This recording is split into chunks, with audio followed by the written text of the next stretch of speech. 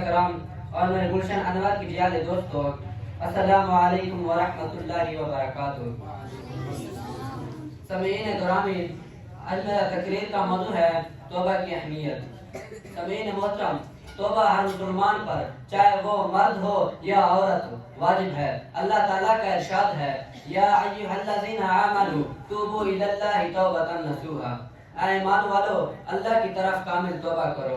حجت الاسلام امام غزالی رحمۃ اللہ علیہ فرماتے ہیں کہ توبہ امر کا صیغہ ہے اور یہاں وجوب کے لیے ہے۔ سامعین محترم، جب انسان سے گناہ صادر ہوتا ہے تو اس کے خلاف 4 گواہ تیار ہوتے ہیں اور ان 4 کا ذکر قرآن مجید میں ہے۔ پہلا گواہ زمین، یعنی جس زمین پر انسان سے گناہ سرزد ہوتا ہے وہ زمین گواہ بن جاتی ہے۔ ارشاد خداوندی، یومئذ تحدث اخبارہا، یعنی جس دن زمین اپنے خبریں بیان کرے گی۔ دوسرا گواہ انسان کے اپنے اعضاء ہوں گے۔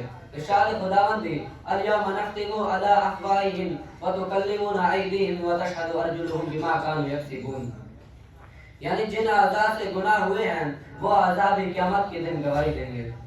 تیسرا گواہ فرشتے ہوں گے، کرامن کاتبین یعلمون ما تفعلون۔ چوتھا گواہ نامہ اعمال ہوں گے، وَإِذَا الصُّحُفُ نُشِرَتْ۔ سامعین گرامی، اب سوال یہ ہے کہ یہ 4 گواہ ہمارے اوپر قیامت کے دن پیش ہوں گے تو کیا کرنا چاہیے؟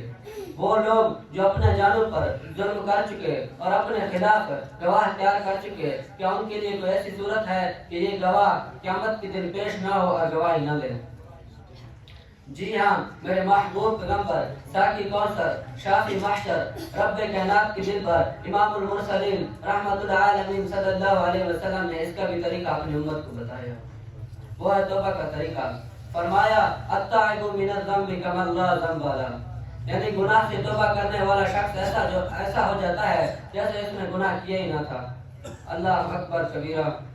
سامعین محترم، یوں تو اللہ جل شانہ کو اختیار ہے کہ بغیر توبہ بھی سب گناہ معاف فرما دے، لیکن یقینی طور پر معاف ہونے کے لیے توبہ کرنا لازم ہے۔ صرف زبان سے توبہ کرنے سے توبہ نہیں ہوتا۔ یہ نہ ہو کہ توبہ میری جان شکن، جان میرا توبہ شکن۔ علماء اکرام نے توبہ کی قبولیت کے لیے 3 شرطیں بیان کی۔ پہلی شرط ان یقلع عن المعصیہ، یعنی گناہ چھوڑ دے۔ دوسری شرط ان یندم علیہا، اس گناہ پر دل میں ندامت پیدا ہو جائے۔ تیسری شرط ان یعزم عزما جازما الا یعود الیہا ابدا، پختہ عزم کر کے اے اللہ اب یہ گناہ نہیں کروں گا، دل میں ٹان لے کر چاہے جان جاتی رہی اب اس گناہ کے پاس نہیں پھٹکوں گا۔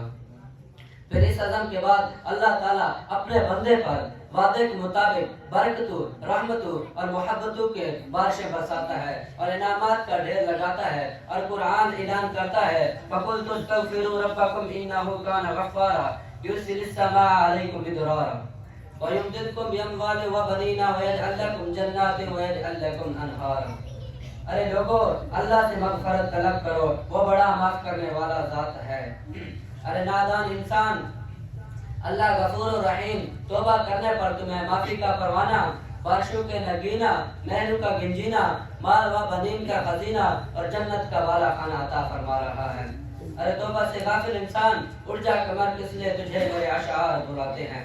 پردے اٹھے ہوئے بھی ہیں ان کی ادھر نظر بھی ہے، پردے اٹھے ہوئے بھی ہیں ان کی ادھر نظر بھی ہے، بڑھ کے مقدر آزما سر بھی ہے سنگ در بھی ہے، جوش میں آئے جو دریا رحم کا کبر سب سالہ ہو فخر اولیاء۔ اللہ تعالیٰ سے دعا ہے کہ ہمیں توبہ کرنے کی توفیق عطا فرمائے۔ وما علینا الا البلاغ المبین۔